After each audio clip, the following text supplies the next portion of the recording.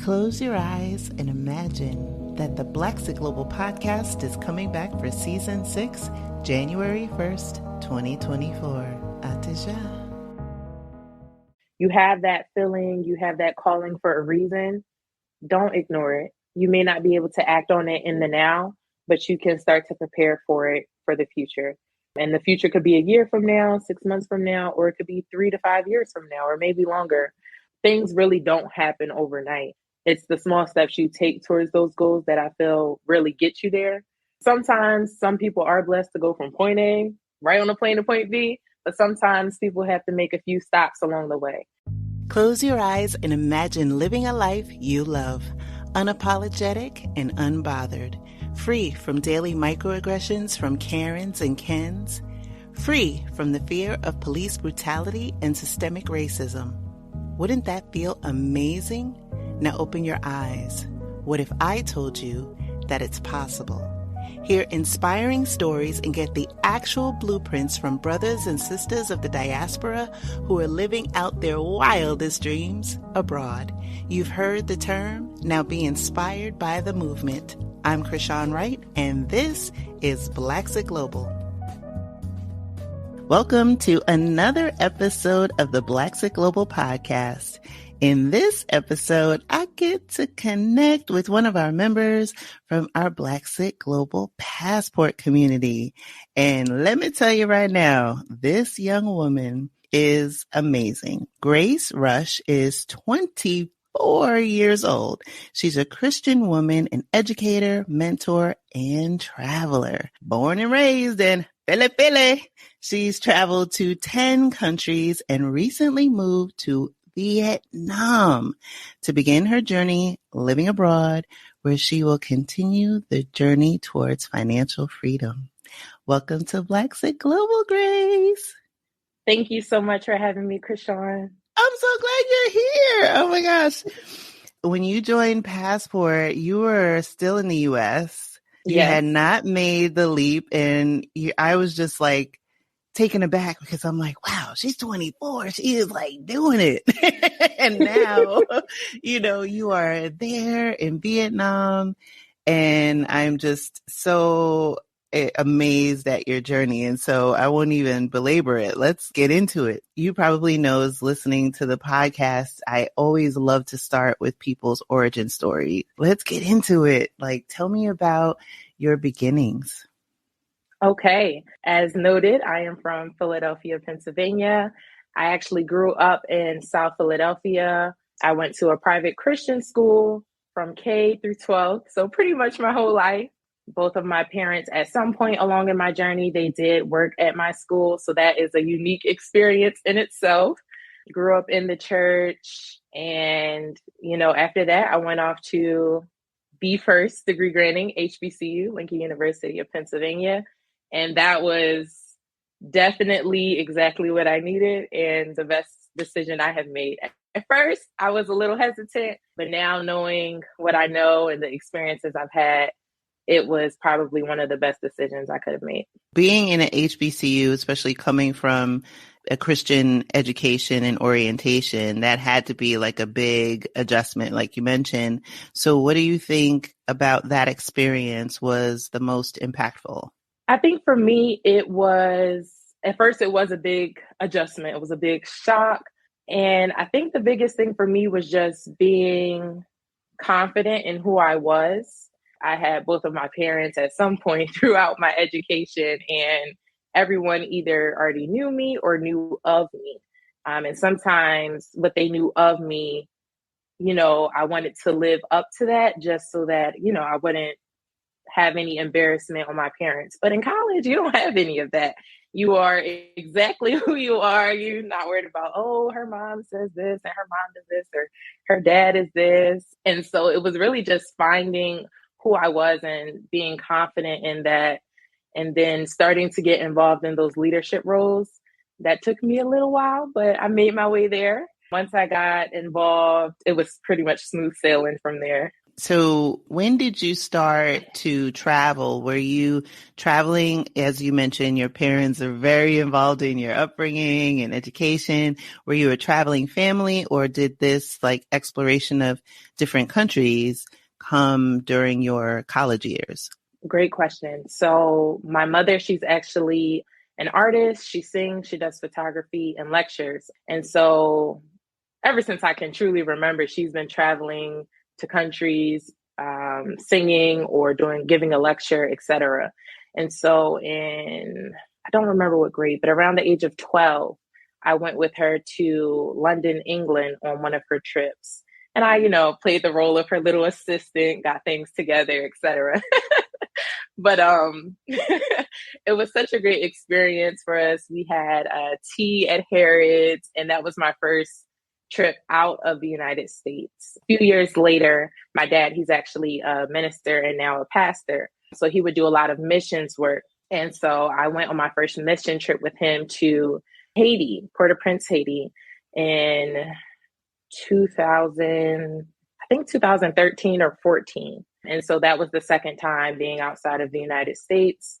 That was definitely a different experience. The first one is in London, England.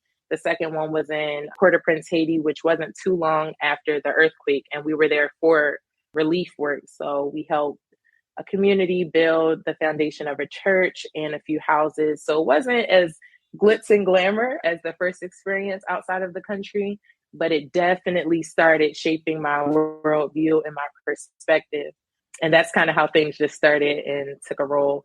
Not too long after that, in high school, we had a trip to Dominican Republic. It was a leadership and justice training that some of the student leaders went on.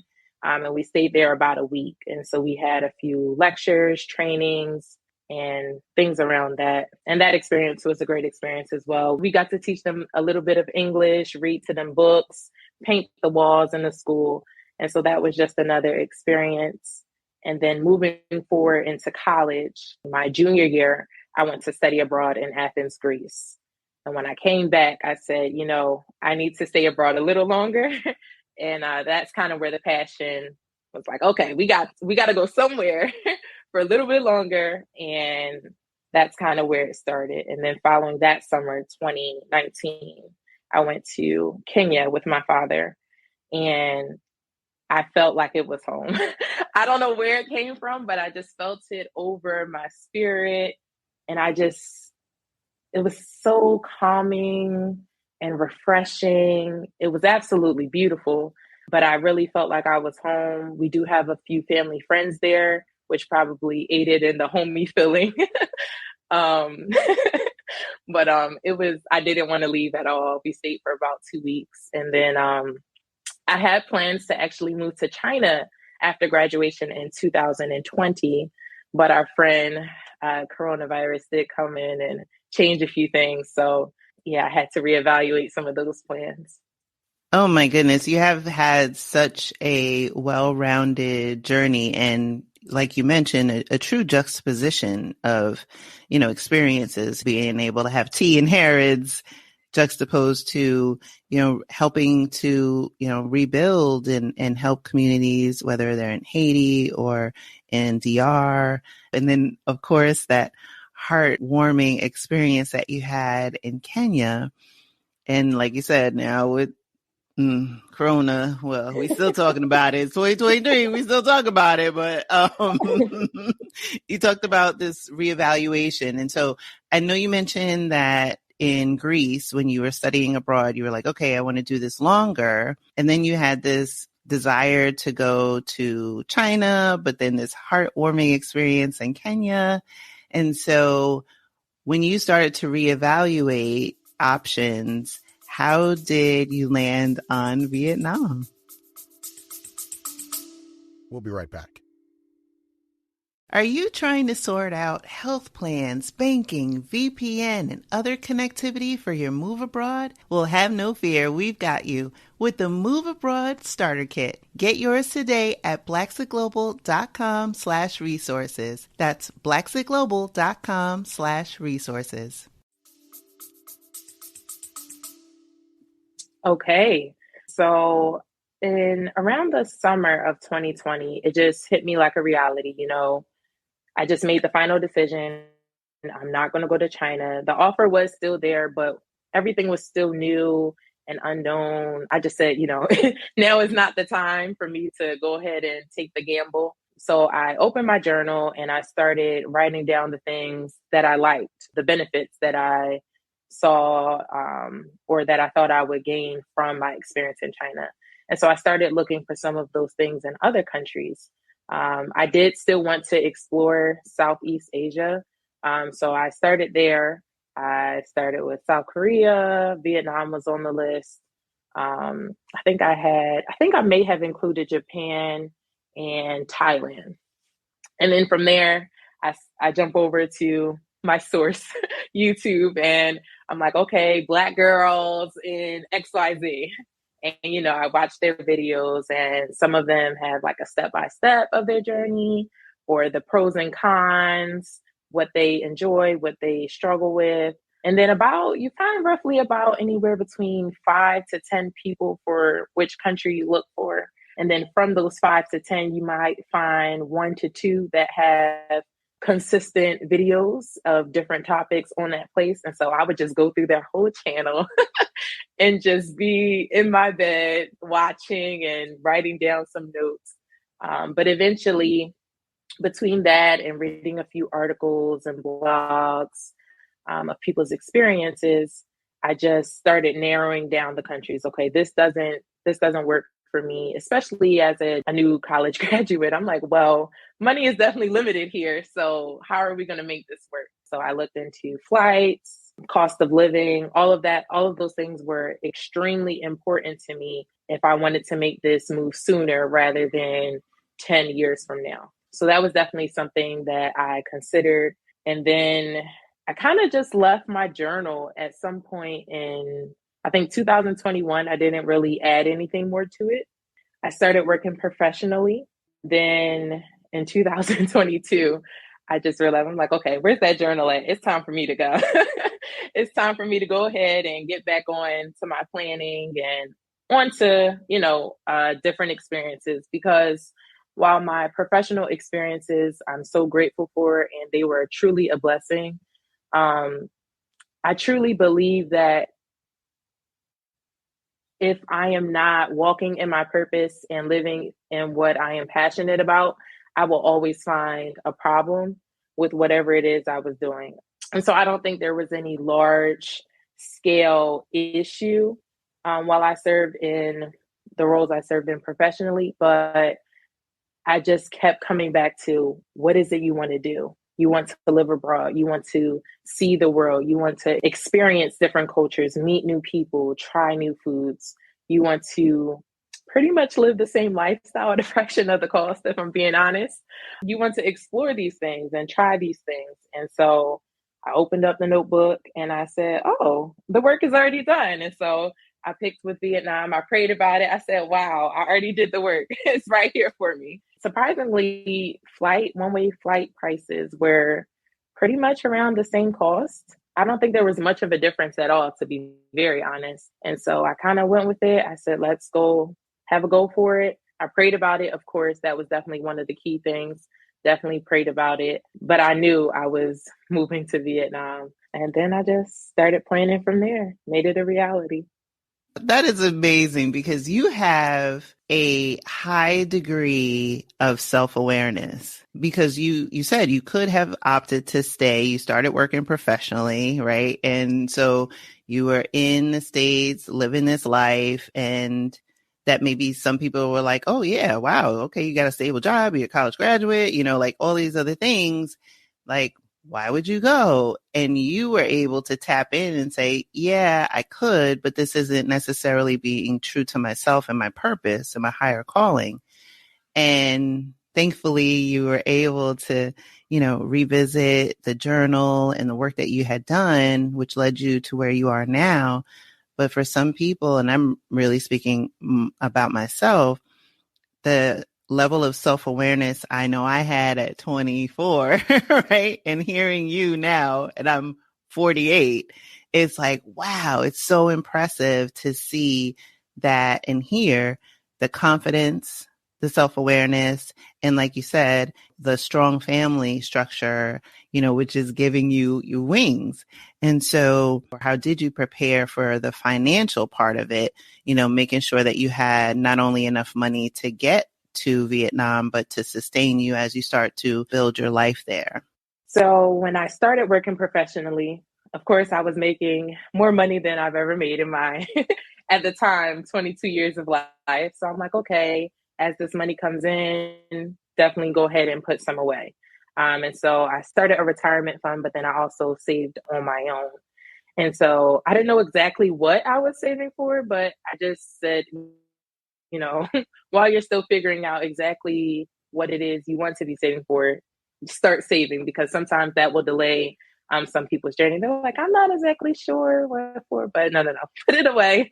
And then we can kind of figure it out from there. So I was saving some.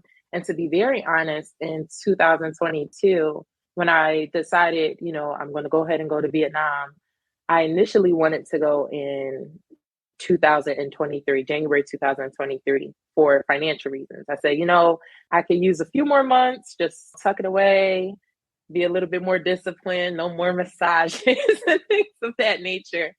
Um, like, okay, we can buckle down just a little bit more. But I didn't want to miss the opportunity in front of me. I know Vietnam, the borders were open, and that's all I heard. And I said, you know what?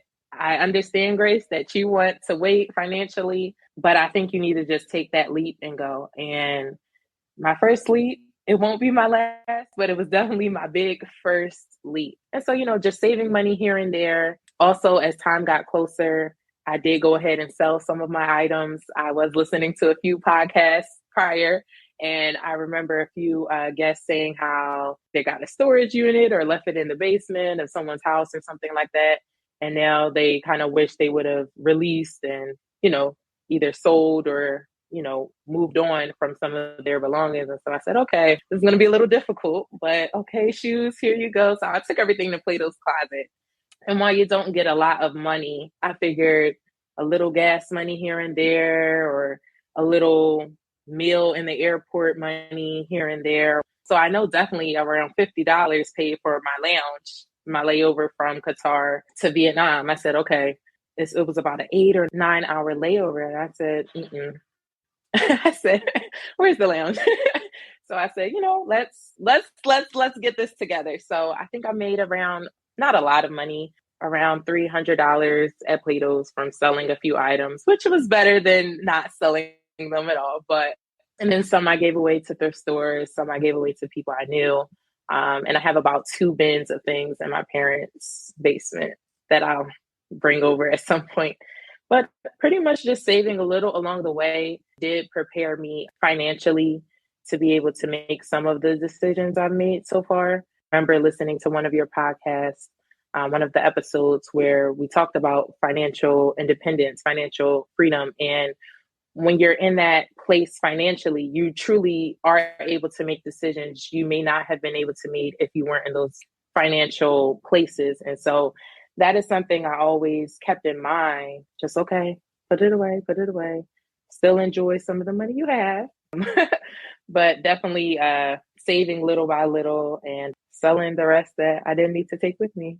I love that because, as I started to have this conversation with you before we started recording, I'm in the process of paring down, and I don't have a lot, but I also have my daughter. She's going to be going to college. So deciding like, okay, what's going to school, what's going to Florida, what's going to your dad, like just kind of going through that whole thing. But even as it relates to my own stuff, keeping the sentimental things, of course, of my children when they were little, photos and stuff like that. For me, I think financial freedom and financial independence is the freedom of choice, because now there's as I've been on that journey, a reevaluation of when I go to a store, yes, I can afford a lot of things, but I choose not to indulge, because then I'm like, okay, if I buy this, whatever, $5,000 bag, right? When I go to sell it, nobody's going to be paying me that money for those things, right? But if I put that in the Exactly. market, if I put that in something that's going to yield higher returns, either to your point, being able to be in the lounge, upgrade your ticket, have a nice hotel experience, or travel to another country, to me, that's a higher ROI. And I've been able to say no to a lot of things that aren't in alignment with what I want to do, whether it's, this job that could, pay me potentially double. And it's like, yeah, but if the trade-off is that I'm never home, I'm not here with my child during these important last few months, or I have to commute and leave my house, it's just like, no, right? So I think the Exactly. gift, and for anybody who's kind of thinking about the sacrifice that comes along with financial freedom and financial independence, I wouldn't look at it so much as what you're sacrificing. I would see it more as banking on your future self, and how do you want to live a life in alignment where you get to be in the driver's seat and you get to decide what is for you, and not have somebody impose what they feel your life should be or do. That's kind of what I get from what you've shared. Absolutely. Absolutely. I 100% agree with that. I always love this kind of, it's like you said, the deep dive that you do, YouTube University, writing notes, Blaxit Global Passport, like all of these things, right? These nuggets of information and these websites, etc., that give you information on cost of living, etc. That's different than when you're actually feet on the street, right? In Ho Chi Minh City. And so Yes. economically, has expectation and reality been closely aligned in terms of your cost of living? Or do you find that with all of the macroeconomics that are going on in geopolitical things that are going on right now, that, numbers aren't as accurate? I'm just curious. Honestly, I think it's pretty accurate. My expectations versus my reality when I got here, when I was home and I was reading and I'm like, oh, I can have an apartment for $200 a month.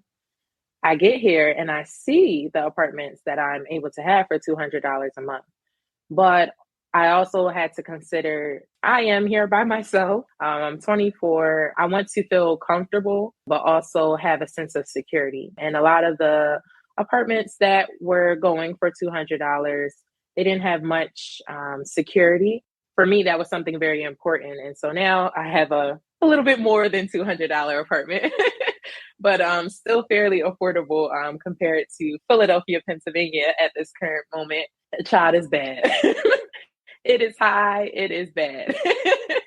But here, I have my own space, I have my own community, security guards and things of that nature. So I always feel safe. I feel very safe, and it is an affordable price.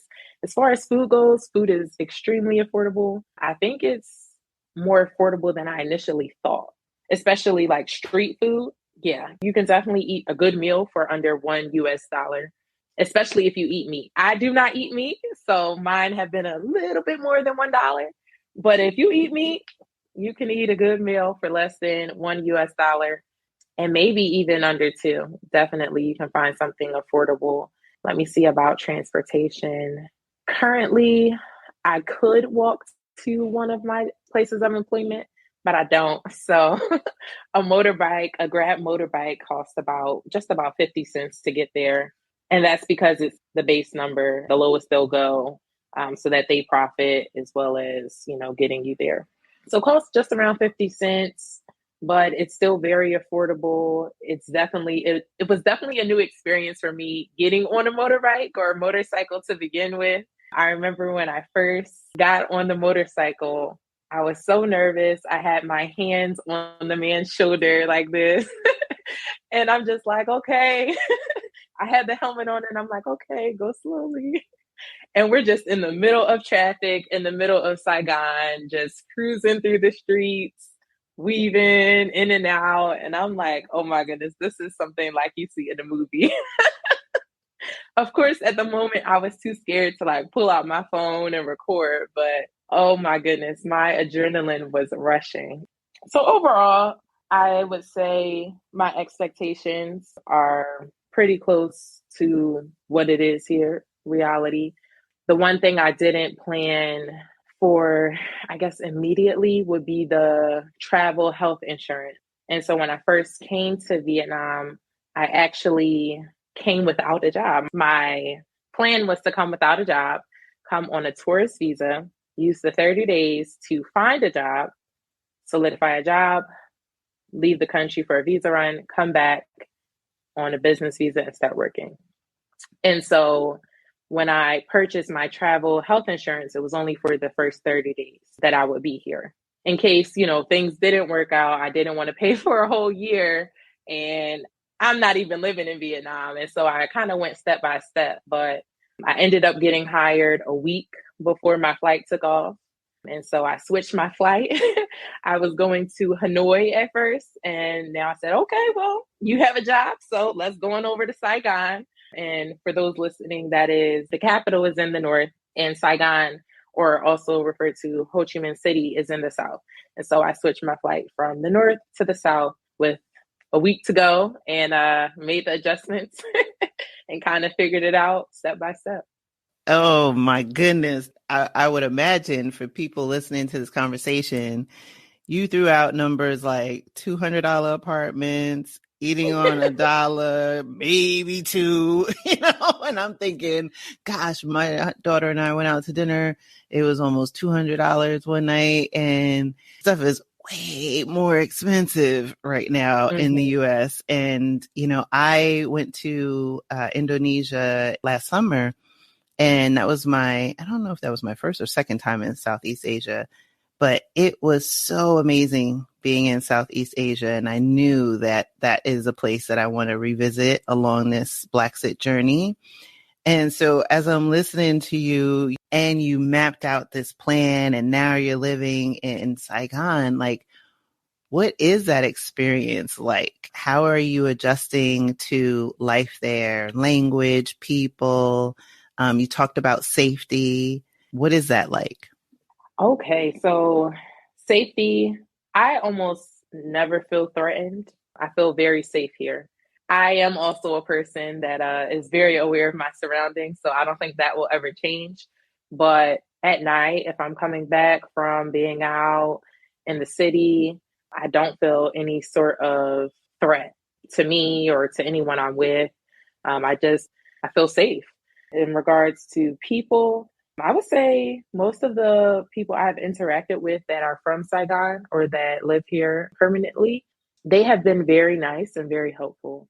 And so that's been a great experience in itself. I remember when I first came, I went to order dinner and my cell phone wasn't working anymore. Even with the new SIM card, I had no access to internet. So I could not translate, and I'm over here a little emotional, like, oh my goodness, they're thinking I'm so ignorant. I didn't even take the time to learn what it was I wanted to order. And the lady was just so understanding and nice and helpful.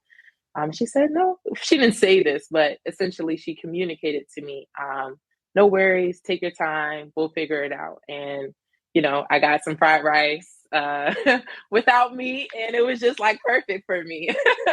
And so I was very appreciative of that. But people will literally help you if you approach them or you're lost. And if they're unable to, then they'll just let you know, like, no.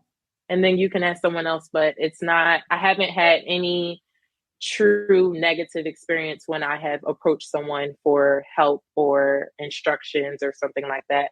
The most I'll have is pretty much like, I can't help you. Like, no.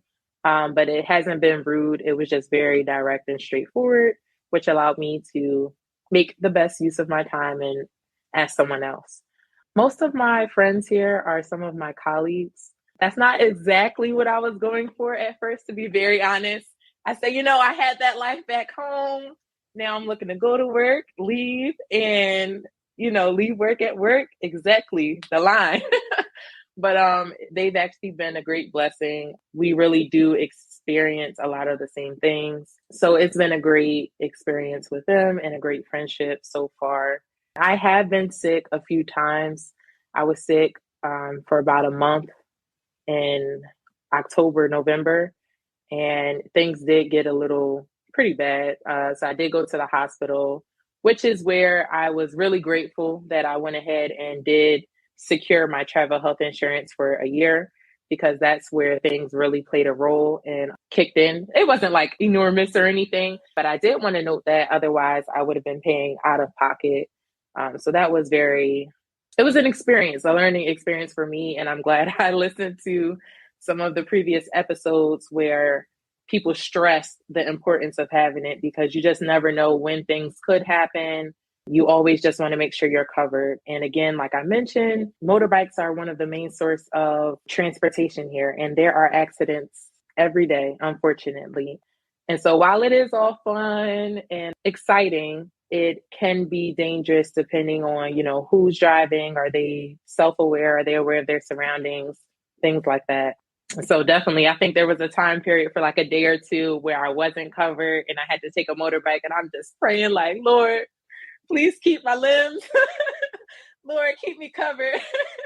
God, wrap me in your ever-loving arms, because right now. Exactly. I'm like, keep me, God, please. Yeah, so once I was covered again, I still have sometimes those thoughts and those prayers, but knowing I am covered financially is also a comfort to my heart and my mind while I'm on the bikes as well. That's great. That's great. So I want to circle back a little bit. You had talked about finding your job, right? A week before you were supposed to leave. You talked about having this community and unexpectedly with colleagues. So what line of work are you in at present in Vietnam? So I am an educator. One of the easiest jobs for me to find was to become an English teacher here. A lot of expats are English teachers here in Vietnam, unless they have worked through maybe a company from home and they're on an assignment here. But most expats that I've met are English teachers here in Vietnam. So I work at a English center and at a primary school. Oh, okay. So did you get your TEFL or one of the certificates before you left, or was that part of the process? So I did get certified before I left. I got certified in the summer. And in order to work here, you have to have your documents authenticated. So your degree, your teaching certificate, and your criminal background check. They have to be legalized here in Vietnam or from your state of origin, country of origin. And so I did get those taken care of. What is it about where you are now that you love the most or like the most? It sounds a little weird and I'm not exactly sure how to articulate it, but I enjoy the freedom I have. I enjoy being able to wake up, and if I want to find a yoga class, I can do that. Or if I want to take a tour down in the main district, District 1, I can do that. Or do more of like the touristy. I remember one day I forget why I was downtown, but I finished doing whatever I needed to take care of and I was just walking around. I said, I want to do it's a little boat ride on one of the rivers that go through Saigon. And so I said, let me go over there. I went over and the man he asked me, he said, just you? I said, yes. He looked at me like so sad. I'm like, it's okay. It's okay. But yes, it is just me. And he said, okay, well, the price will have to be doubled because I think there's a minimum of 2 people to go. I said, okay, that's fine. I think it was $20 in total instead of around $10 each. So it wasn't anything super expensive. So I did the boat tour just randomly. I think it was on maybe a Wednesday or a Tuesday. Did the sunset cruise along the river. He was like my personal photographer. He said, okay, stand up, take more pictures. And he was forcing me to, get a good picture. He said, oh, so beautiful. Your angles look good, things like that. So just the freedom of, if I want to do this, I can go ahead and do it. I can financially afford it, 1, but then 2, it's available for me to do. And so I do enjoy that. I also enjoy just being able to walk around the neighborhood. To be very transparent, there are so many stores and small streets and alleyways. You can find something new within 5 minutes of your house every time you step outside.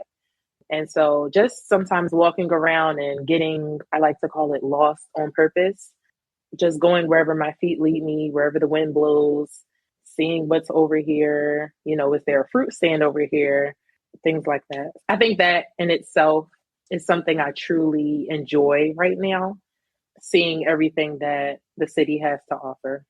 She painted a picture. I'm just like, oh my gosh, it would be just so, inviting, right? Just to take an adventure, just thinking of our lives in the US or wherever home is for people.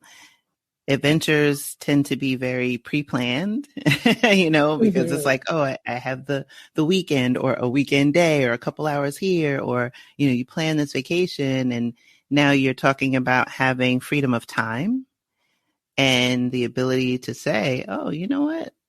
Every day is almost like a choose your own adventure. It sounds like for you. Exactly. Exactly. That's And some days, fantastic. very honest, I'm in bed or I'm in the apartment. And then I think to myself, you need to do something. It's not like I just tell myself, like, go ahead and do something. Go outside, walk. Like, you didn't come to Vietnam to stay in your apartment all day. And I do understand, sometimes I need to take my rest days, enjoy my solitude, etc. But then every now and again, I'm like, okay, all right, going outside, find something to do. There's plenty, so find something. Right? No shortage of things to do. So, how have your family been now with you and the distance, right? Southeast Asia is very, very far from South Philly. So, It sure is.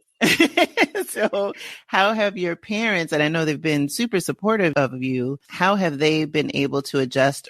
There's a huge time difference, even as we're having this conversation, right? It's daylight for me, it's nighttime for you. And in that transition with you being in Vietnam, you don't have family with you. So as you know, with being in Blaxit Global Passport and part of our community is and connectedness is so essential to this journey. So how have you been Absolutely. able to navigate that? I think we do a pretty fair job. 12-hour difference is actually very helpful.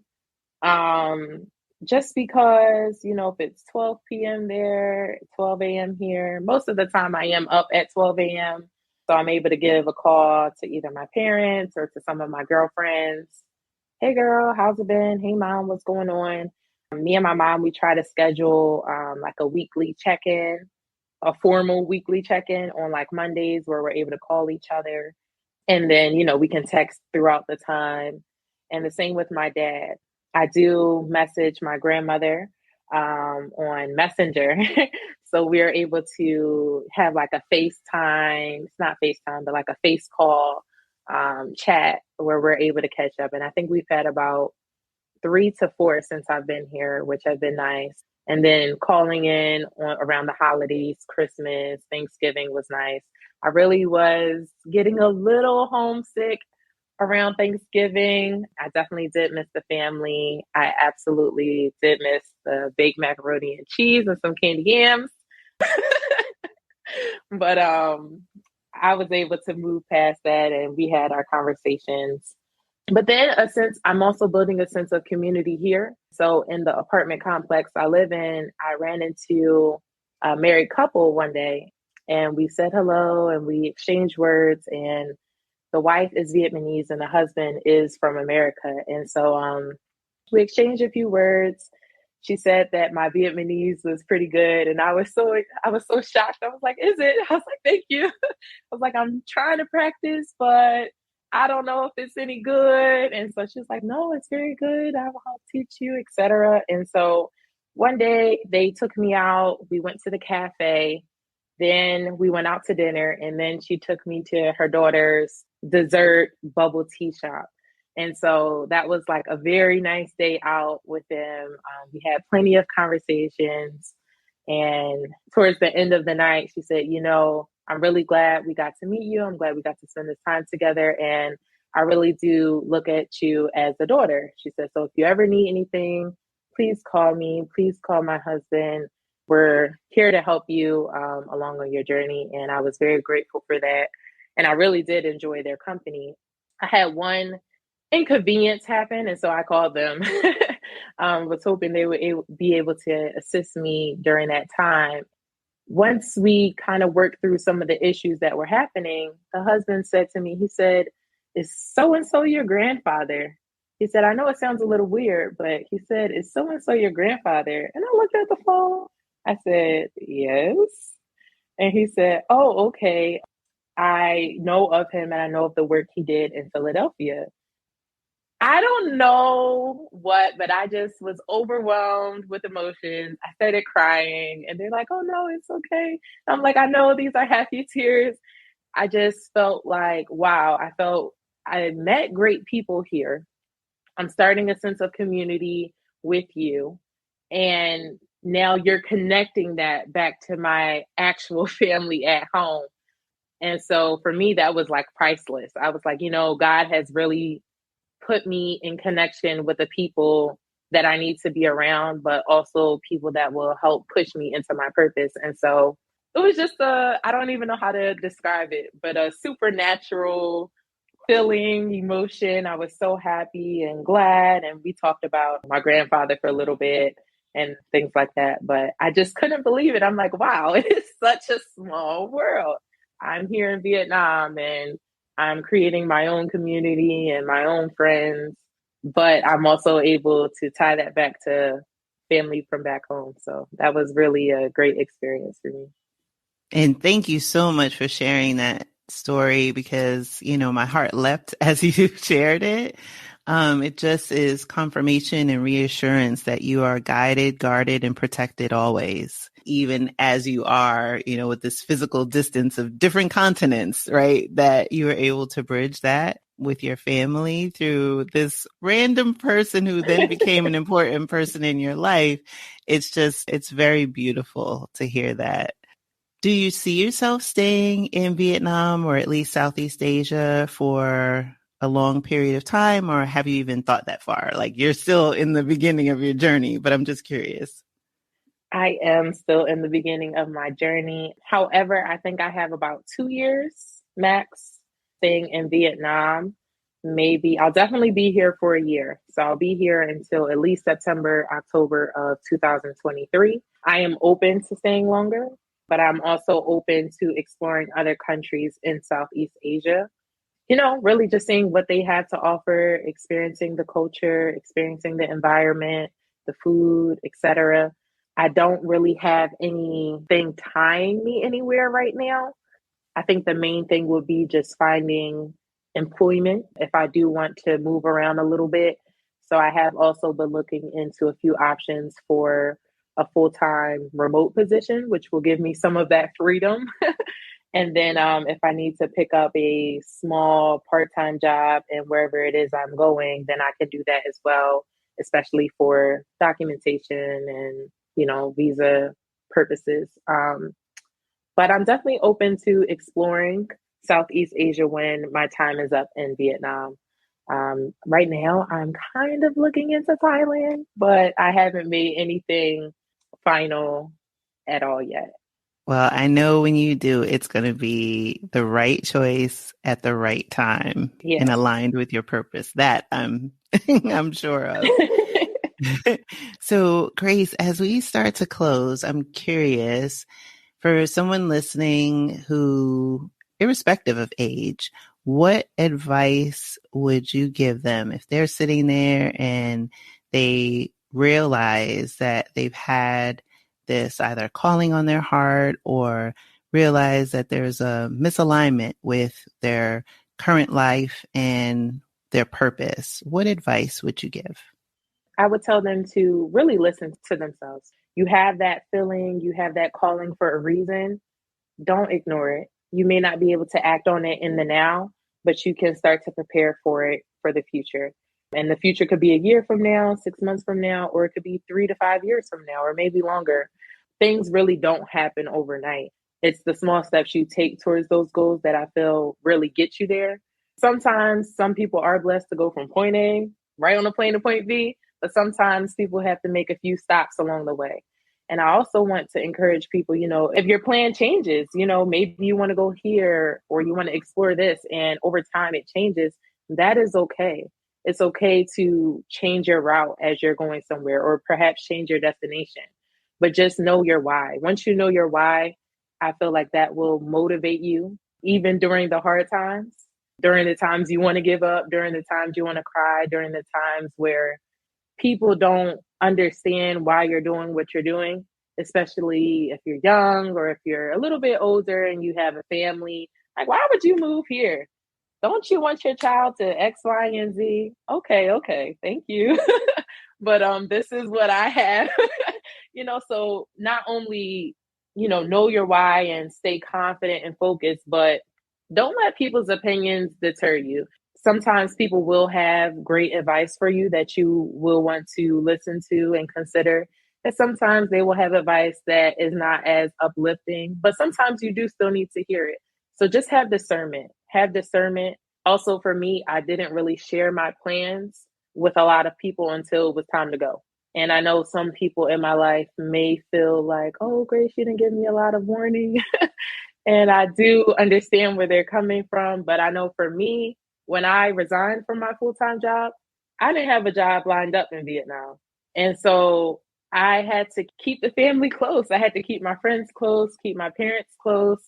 But while keeping God close, I had to stay focused. I had to stay determined because I just gave up everything that I thought, I worked all of college for, essentially. And so stay determined, but you really have to bet on yourself. You have to bet on yourself. A lot of the time we think, oh, but this could happen, this could go wrong, but start changing that narrative. How right could it go? How great could this be for you? What are you setting yourself up for? And so that first leap you take is not going to be easy. It sounds good. When you talk to people, it sounds great.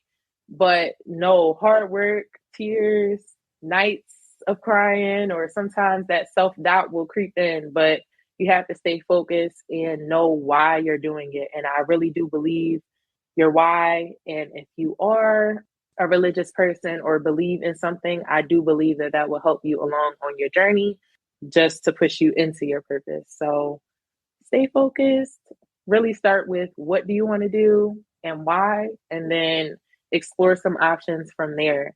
And it's okay, intern, or especially for the younger folks that may be listening, intern, see if you like something. If you don't, okay, move on to something else. Does this suit you? Are you good at it? Do you enjoy it? Because you can be good at something, but you hate it and you're like, oh, this is such a chore. So find something that you enjoy doing that brings you peace, happiness.